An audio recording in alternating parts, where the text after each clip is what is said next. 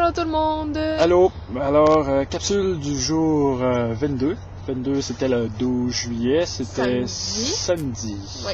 Alors, mesdames et messieurs, nous avons passé la nuit dans le centre pour visiteurs à Port Alberni.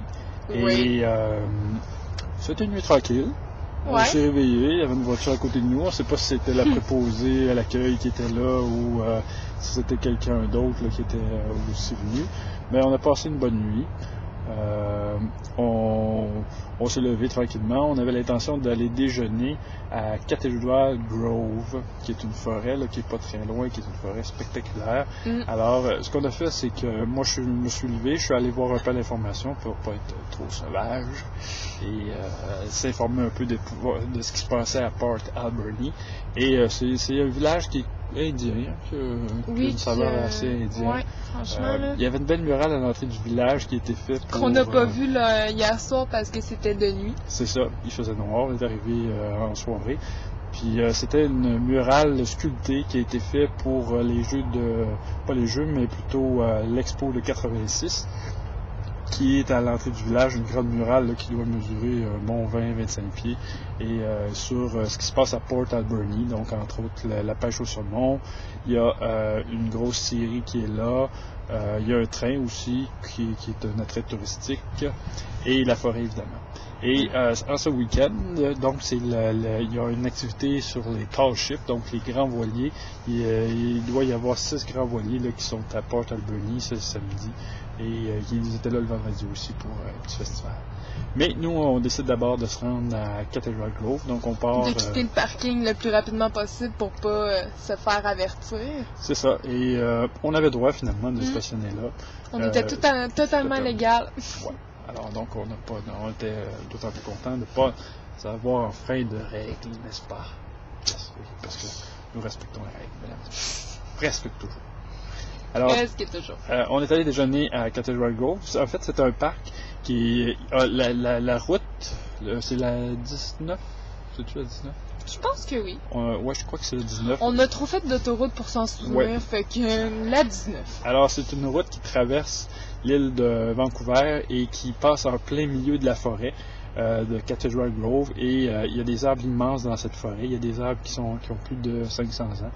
Ouais. Et de nuit, on a l'impression d'être dans un grand couloir, puis de jour, on voit la grosseur des arbres, puis les voitures paraissent petites. Ouais. Dans ça, puis même nous autres, à côté des arbres, on est des nains, là. On est petits. Donc on se rend là, on déjeune, on se prépare à déjeuner, on déjeune dans notre super camper, et il est environ 8h30, 9h, puis on fait ça tranquillement, puis il y a des gens qui commencent à arriver, mais c'est assez tranquille.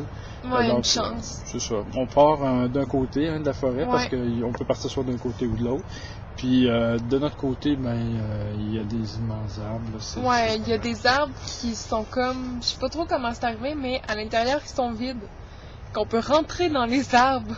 Ouais. Fait que ça, c'était assez pété, là. Florence Simon rentrait, puis on était super bien, puis... On a pris des photos, d'ailleurs, c'est ça. Il y a des arbres qui sont comme brûlés un peu à l'intérieur, soit qu'il y a eu un début d'incendie ou quelque chose comme ça.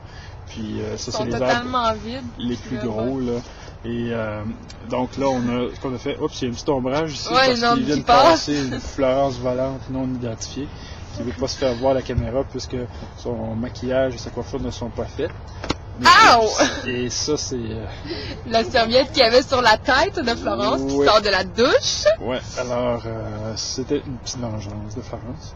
Alors, juste pour revenir, on s'est promené dans cette belle forêt au moins 2 heures, 2 heures. Puis quand on a traversé de l'autre côté, là, c'était vraiment l'affluence, là, c'était... Ouais, là, il était 10 heures, puis... Les gens arrivaient, c'est une forêt qui est connue, là. C'est partout. Oui, partout. Alors, on a vu de l'autre côté de la route d'autres beaux spécimens. 800 ans. Oui, il y a des sapins de Douglas, il y a des cèdres rouges qui sont immenses. On a marché d'ailleurs sur un arbre qui était couché, là, qui faisait plus de 143 pieds. 143 longueurs de mes pieds, et ça comprenait pas la tête de l'arbre qui était plus là. Ouais, c'est ça, ça comprenait ce qu'on pouvait faire. Ouais, alors on pouvait marcher là-dessus, puis c'est des troncs assez larges pour qu'on puisse marcher sans vraiment de difficulté. Non, c'est ça. Ouais. Alors, on finit notre balade, puis à peu près 11h30, là, on se décide de rejoindre Tofino, qui est notre destination pour la fin de la journée. Donc, on prend la route, puis c'est assez impressionnant de voir les routes, parce que là, ça tourne, ça monte, ça descend, ça retourne, ça monte, ça descend. Et on a mesuré un peu plus tard combien de fois il y avait des slows entre Port Alberni puis Tofino, là, puis on a compté 30 panneaux indiquant slow, et ça, c'est à peu près sur 45 km. Non, c'est c'est ça, 30 sur 45 km à peu près. Alors, si on passe par cette route-là, en regardant la carte, en se disant qu'on va faire ça en à peu près une demi-heure, 3/4 d'heure, là, c'est plutôt 1h30, presque 2 heures pour faire cette route. Ouais, c'est assez élevé. En plus, là, comme route, c'est... On s'est arrêté le long d'une rivière, parce qu'il y avait une belle rivière qui coule vers le lac Kennedy. Et on s'est mouillé les mains un peu, puis on s'est arrosé un peu. L'eau est très froide parce que dans ce coin-là... Quasiment aussi froide que sur les glaciers. Oui, il y a des montagnes aussi dans ce coin-là, puis on voit de la neige encore, donc il y a de l'eau qui descend des montagnes. On s'est empli une cruche d'eau et l'eau est excellente. Oui, moi j'en buvais de mes mains, là, puis ça devait être de l'eau plus pure que celle de notre lavabo. Oui, et on a presque pas eu de crampes au ventre, puis on a presque pas eu de pustules non plus. Non, c'est tout. Il niaise. On n'a pas eu de pustules. Ben, quoi qu'il y a un bouton, là. Ok, on n'est pas sûr de la provenance de ce bouton-là. Mais alors, donc on se rend, on traverse ce fameux parc et on arrive à Tofino, presque à Tofino, et on se pointe les orteils, mesdames et messieurs, à Long Beach, dans le Pacifique, et l'eau est frette. Plus frette que dans l'Atlantique, ce qui est quand même surprenant si on considère que l'océan Pacifique est supposé être le plus chaud. Oui, disons l'Atlantique, nos références, c'est le Nouveau-Brunswick, mais quand même, l'île du Prince-Édouard, là. Pareil. Mais l'eau est frette. Et il y a un petit vent du large, là, donc, puis il y a beaucoup de surfeurs qui sont là. Ouais. Ils ont des habits, des wetsuits ou des dry suits, puis ils font de la planche. Il n'y a pas des grosses vagues dans cette journée. Non, il y avait quand même des grosses vagues. Mais pas pour le surf. Non, pas pour le surf, mais pour des baigneurs comme nous, il y Pour avait des baigneurs des dimanche, là, il y avait des vagues, mais il n'y avait pas beaucoup de baigneurs, mesdames et messieurs, qui n'avaient pas... un wetsuit. Oui, c'est ça. Et donc, on s'est pas baigné vraiment, on s'est saucé les pieds, là. On a saucé Barney. On a saucé Barney aussi dans le Pacifique. Pour toi, Eric. Oui. Alors, après ça, on s'est rendu on voulait se rendre directement à Tofino. Pour se trouver un camping, puis pour pouvoir profiter de la fin de la journée. Et on s'est trouvé un camping, même s'il indiquait full, on s'est informé, puis il restait un terrain. Il était tout près de la plage, donc on est allé voir ça, on a dit c'est parfait, on s'en va à Tofino, on prend un break dans un petit café. Dans un petit resto. Est-ce que tu te souviens du nom? Non, je pense que c'était marqué Restaurant. Restaurant, Tour, donc il faisait des balades. Watch, Bear Watch.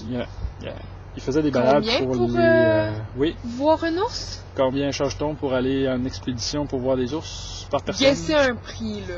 Alors, 20, 30, 40, 50, 60, 70 $. 70 $ pour aller observer un ours. Alors, il observe les ours à marée basse le long des berges. En Zodiac. C'est quand même une expérience intéressante, sauf que... Mais c'est 70 $ par personne. Donc, nous, on a déjà vu aussi des baleines à quelques reprises. On a décidé de passer notre tour pour cette fois-là. On a mangé des excellents fish and chips, pub burger et croquettes. Avec un gentil serveur qui nous parlait en français, qui avait été vivre à Trois-Rivières, je pense. Et oui, et qui croyait que nous étions Français de France. Et non, putain, nous ne sommes pas des Français de France. Oh putain! Alors, c'est ça. On est revenu à notre camping, on a profité de la plage. Aussi, on a fait un petit repos sur la plage. On a dormi un peu. On a fermé l'œil un peu. Florence a fait une belle balade aussi le long de la plage. On a lu. Puis on s'est fait un petit barbecue, saumon sur le barbecue. Et on a une dame qui était presque à côté de nous qui est venue nous demander ça les poivres. Et puis finalement, vous êtes francophone? Elle s'est rendue compte qu'on était francophone. Et c'est une Montréalaise qui vit à Vancouver depuis quelques années. Depuis 3 ans avec son chum. Oui, et puis là, elle est en vacances. Elle prenait un week-end avec une amie française à Bella Pacifica, à putain. Et c'est quel week-end Alors, non, c'était une belle soirée. Donc, on était à la douche, puis on se couche. Ouais, Alors, c'est à peu près ça. c'est un samedi soir Relax. relax. On voulait prendre ça relax. Oui, parce qu'on voyage quand même pas mal. Ouais, hein. Donc, C'est dur les vacances. yes. Alors, enregistré depuis le balcon de la Rock Machine. Ciao. Bye! À bientôt.